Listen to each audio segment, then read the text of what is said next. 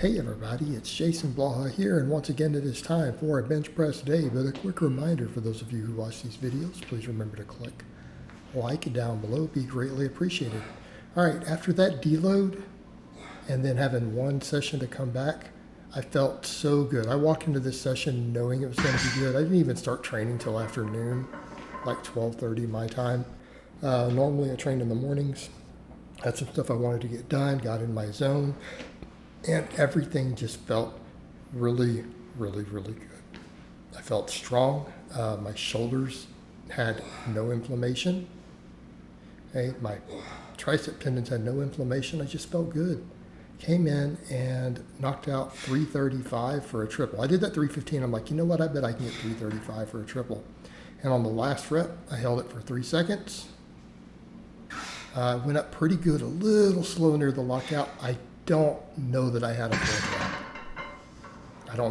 fourth rep. That was probably a 3-rep max. But if that is a 3-rep max, that means if you run it into a rep calculator, I'm ready for a bench PR.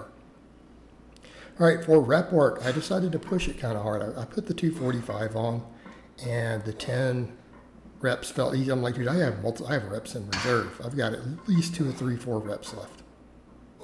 So I just kind of rushed through this set. I'm like, this feels too light. So then I supersetted it with barbell rows. The barbell rows were good today too. Again, that deload, adding more fruit back into my diet, a little extra sleep. Man, 245 got 10s, left reps in the tank. They were relatively clean, all things considered. A little bit of body English, but actually less than I get a lot of times. Again, they just felt good and strong. 10 reps, left a little in the tank, no grinding there. Came in, went up another 10 pounds. I'm like, let's see what's going on with this bench accessory work. You know, I had that good peak set. Let me push some limit sets here instead of stopping 2 or 3 reps short. All right, I got 10 reps of 255. All right, I went up 10 pounds. As far as my benching goes, as far as me on YouTube, not lifetime, but definitely on YouTube or Facebook. So since I've been making videos the last decade, I think this is a PR. For actual pause work, it's PR. And I felt like I had another rep left. Like that 10, I left some in the tank, so I'm like, well, let me go up to 275. I'm like, the way it felt, I'm like, I know for a fact I can get 6 or 7 reps with 275.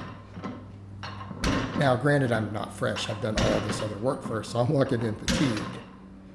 Fresh, it's not a question. I bet fresh I could probably grab 9 to 10 right now, but we don't train that way. Let me see if I can get 8. I went to do it. I did miss it, by the way. I missed the lockout on the 8th rep. I couldn't get it into the J hooks. I just couldn't quite get that last couple inches. Oh, the reps felt good though. I got to rep 7 and I'm like, should I go for the 8th rep? 50-50, I can get it. And I took the chance. So I hit failure. You guys rarely see me hit failure on my bench rep work or any of my rep work. Very rarely do it. It was very fatiguing to have done it today. But, you know, I couldn't lock the 8th rep. That was 7, right? I held that for a couple seconds. Like, look at that left side. The left tricep just cannot lock it to get it into the hooks. I tried to get it into the hooks. No avail, so then I had to let it come straight down. I was just still hitting my lower chest. I had the safety pin set just in case. That was fatiguing. I felt like it affected my incline work a little bit, but I still got incline PRs over last time. The incline benching felt really good after I had DOMs from it. It really woke me up after, but I felt good today, so I'm like, let's continue that trend. I like that stretch. I feel like it's helping with my shoulder mobility for my squatting. I want to keep doing incline benching. We can argue all day long about how it affects the pecs versus flat benching. That's a point of great contention. I don't believe it's overall as good of a chest builder, but I think upper chest is probably slightly better. However, it is a phenomenal shoulder exercise. Okay? If you got a delt weakness on your benching, incline will fix it. Okay, managed to get 10 reps, all paused on the first set, then it went like 9-8. Like I couldn't sustain it. But last time I got like 8-8-8 or 8-8-7. So technically PR'd after hitting a rep PR on the bench and then failing a rep on a work set, I still managed to get a small PR versus lifetime progressive overload.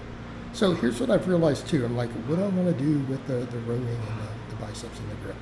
I've added the one arm dumbbell rows back in as a second row. These are a great grip builder for me. When I get really strong at these, my grip is always good on the deadlift also.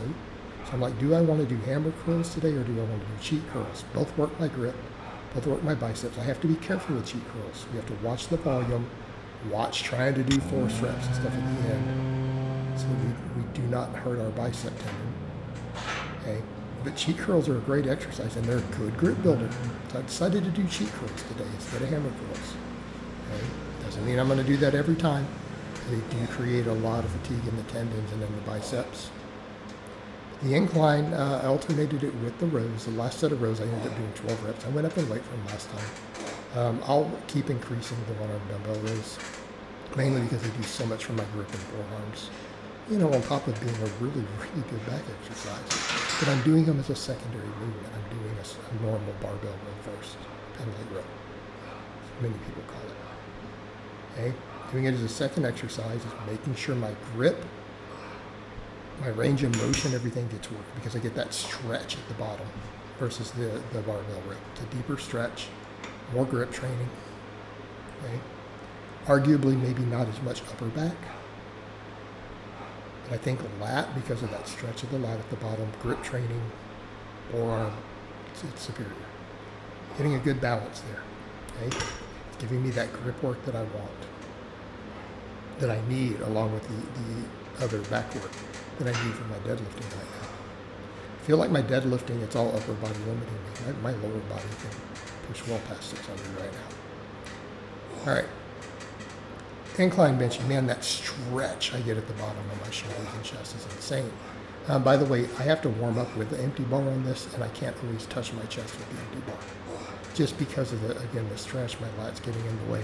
So for me, this is an intense lengthening position exercise. You know what? I think I need it. Not just for my benching, addressing weakness in benching and just overall upper body size, just because of that range of motion will carry over to my squat stability, which, we saw last time I was able to get into a decent position. Okay? I need to continue that trend, and I got to build my quads up more. So I think I need to leave the incline in. That's where I'm torn sometimes. Should I be doing a dumbbell press, flat dumbbell press to build my pecs further? Because I feel like my pecs really do need to come up for my benching. I know that they do. As much as I talk about triceps, and even then that failed rep, it's like, well, if I had more tricep work capacity. But that was a work capacity issue on the triceps. That can be addressed with band work and stuff. So here, I'm doing my Skullcrushers because they're a good lengthened position. They will help my bench out of the bottom. Get more power out of the bottom. If we can get more speed out of the bottom, we can push through that sticking point in the middle. Okay? Keep building the pecs. Those lengthened position movements help. Anything to give me more speed coming off the chest after those long pauses.